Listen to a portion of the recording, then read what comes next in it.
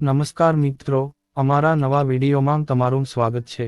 મિત્રો, આજે હનુમાન જન્મોત્સવ નિમિત્તે હનુમાનજીના 11 સ્વરૂપ વિશે અને હનુમાન ચાલીસાની રચના કેવી રીતે કરવામાં આવી છે તેનો વિશે જણાવીશું।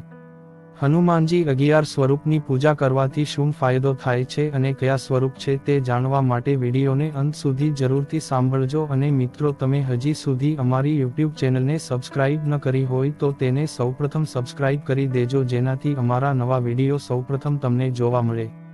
11 સ્વરૂપમાંથી પહેલાં સ્વરૂપનું નામ પૂર્વમુખી માનવ છે। પૂર્વ તરફ મુખ ધરાવનારની પૂજા વાંદરાના રૂપમાં કરવામાં આવે છે। આ સ્વરૂપમાં ભગવાનને ખૂબ શક્તિશાળી અને કરોડો સૂર્યના તેજ જેવા વર્ણવવામાં આવ્યા છે। બજરંગબલી દુશ્મનોના વિનાશ માટે જાણીતું છે। જો શત્રુ તમારા પર આધિપત્ય જમાવી રહ્યા હોય તો પૂર્વ તરફ મુખ રાખીને હનુમાનની પૂજા કરવાનું શરૂ કરો। બીજું સ્વરૂપનું નામ પશ્ચિમમુખી હનુમાન છે। પશ્ચિમમુખી હનુમાનને ગરુડનું સ્વરૂપ માનવામાં આવે છે। આ મુશ્કેલી નિવારકનું સ્વરૂપ માનવામાં આવે છે। એવું માનવામાં આવે છે કે ભગવાન વિષ્ણુનું વાહન ગરુડ અમર છે, જેમ બજરંગબલી પણ અમર છે।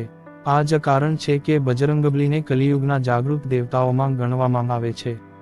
ત્રીજા સ્વરૂપનું નામ ઉત્તરમુખી હનુમાન છે। ઉત્તર દિશા તરફ મુખ કરીને હનુમાનજીની પૂજા ડુક્કરના રૂપમાં કરવામાં આવે છે।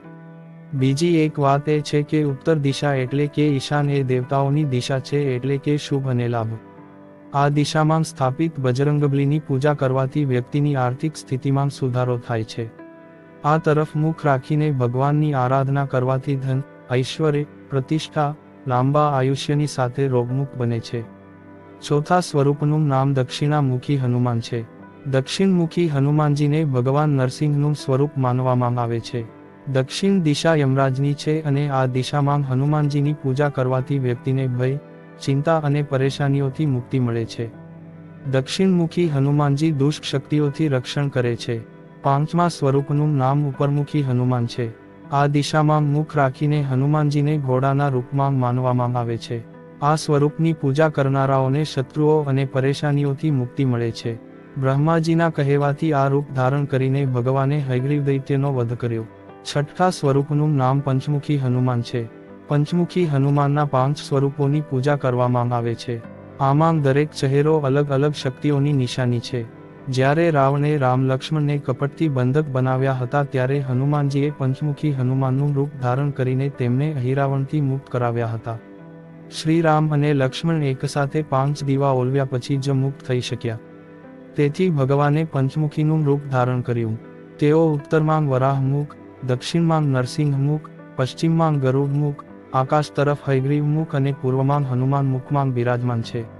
સાતમા સ્વરૂપનું નામ એકાદશી હનુમાન છે। આ સ્વરૂપ ભગવાન શિવનું સ્વરૂપ પણ માનવામાં આવે છે।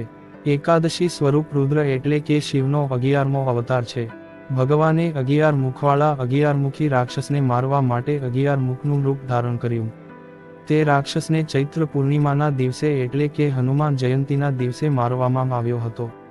આ જ કારણ છે કે ભક્તો એકાદશીની પૂજા કરે છે અને પંચમુખી હનુમાનજીને તમામ દેવતાઓની પૂજા માનવામાં આવે છે। આઠમા સ્વરૂપનું નામ વીર હનુમાન છે। હનુમાનજીના આ સ્વરૂપની પૂજા ભક્તો દ્વારા હિંમત અને આત્મવિશ્વાસ મેળવવા માટે કરવામાં આવે છે। આ સ્વરૂપ દ્વારા ભગવાનની શક્તિ, હિંમત, શૌર્ય જાણી શકાય છે, એટલે કે ભગવાન શ્રીરામ કારણને સુશોભિત કરી શકે છે। તેઓ તેમના ભક્તોના દુઃખ અને દુઃખને એક ક્ષણમાં દૂર કરે છે। નવમા સ્વરૂપનું નામ ભક્ત હનુમાન છે। ભગવાનનું આ સ્વરૂપ શ્રીરામના ભક્તનું છે। તેમની પૂજા કરવાથી તમને ભગવાન શ્રીરામના આશીર્વાદ પણ મળે છે। બજરંગબલીની પૂજા વિઘ્નો દૂર કરનાર છે। આ પૂજા ભક્તોમાં ચપળતા અને ભક્તિની ભાવના જગાડે છે। દસમા સ્વરૂપનું નામ દાસ હનુમાન છે। બજરંગબલીનું આ સ્વરૂપ શ્રીરામ પ્રત્યેની તેમની અપ્રતિમ ભક્તિ દર્શાવે છે। જે ભક્તો આ સ્વરૂપની પૂજા કરે છે તેઓ ધાર્મિક કાર્ય અને સંબંધોમાં નિપુણતા મેળવે છે। આ સ્વરૂપ દ્વારા જ ભક્તોને સેવા અને ત્યાગની અનુભૂતિ થાય છે। 11મા સ્વરૂપનું નામ સૂર્યમુખી હનુમાન છે। આ સ્વરૂપ ભગવાન સૂર્યનું હોવાનું માનવામાં આવે છે। સૂર્યદેવને બજરંગબલીના ગુરુ માનવામાં આવે છે। આ સ્વરૂપની પૂજા કરવાથી જ્ઞાન, પ્રતિષ્ઠા, કીર્તિ અને પ્રગતિનો માર્ગ ખુલે છે। કારણ કે શ્રી હનુમાનના ગુરુ સૂર્યદેવ તેમની શક્તિઓ માટે જાણીતા છે। હનુમાન ચાલીસાની રચના કેવી રીતે થઈ? આ એક વાર્તા નહીં, સત્ય કથા છે। જેની કદાચ જ કોઈને પણ ખબર નહીં હોય. પવનપુત્ર હનુમાનજીની આરાધના સહુ કોઈ હનુમાન ચાલીસા ગાઈને કરે છે, પરંતુ તેની રચના કેવી રીતે થઈ એની ભાગ્યે જ કોઈને ખબર હશે. તુલસીદાસજીના જીવનકાળ વખતે ઈસવીસન 1600ના અરસામાં અકબર બાદશાહની હકુમત હતી. એકવાર તુલસીદાસજી મથુરા જતાં હતાં ને રાત પડવા આવી હતી એટલે એમણે આગ્રામાં મુકામ કર્યો. લોકોને જેવી ખબર પડવા લાગી કે તુલસીદાસજી મથુરા પધાર્યા છે, લોકો એમના દર્શન કરવા ઉમટી પડ્યા. અકબરને આ વાતની ખબર પડી એટલે એણે બિરબલને પૂછ્યું કે આ તુલસીદાસજી કોણ છે. બિરબલે જણાવ્યું કે તુલસીદાસજી રામભક્ત છે અને તેઓએ રામચરિતમાનસ રચના કરી છે. હું પણ એના દર્શન કરીને જ અહીં આવ્યો છું. તો અકબરે પણ તુલસીદાસજીના દર્શન કરવાની ઈચ્છા દર્શાવી. બાદશાહ અકબરે સિપાહીઓની ટુકડી મોકલી અને તુલસીદાસજીને બાદશાહનું ફરમાન સંભળાવ્યું કે લાલ કિલ્લામાં હાજર થાઓ. તુલસીદાસજીએ જણાવ્યું કે હું તો ભગવાન શ્રી રામચંદ્રજીનો ભક્ત છું અને મારે બાદશાહ કે લાલ કિલ્લા સાથે કાની લેવા દેવા નથી. લાલ કિલ્લે હું જવાનો નથી. તુલસીદાસજીનો જવાબ બાદશાહને મળ્યો તો એને ઘણું ખોટું લાગી ગયું. બાદશાહ અકબર રાતો પીળો થઈ ગયો. તુલસીદાસજીને હાથકડી પહેરાવીને લાલ કિલ્લે પકડી લાવવા ફરમાન કર્યું.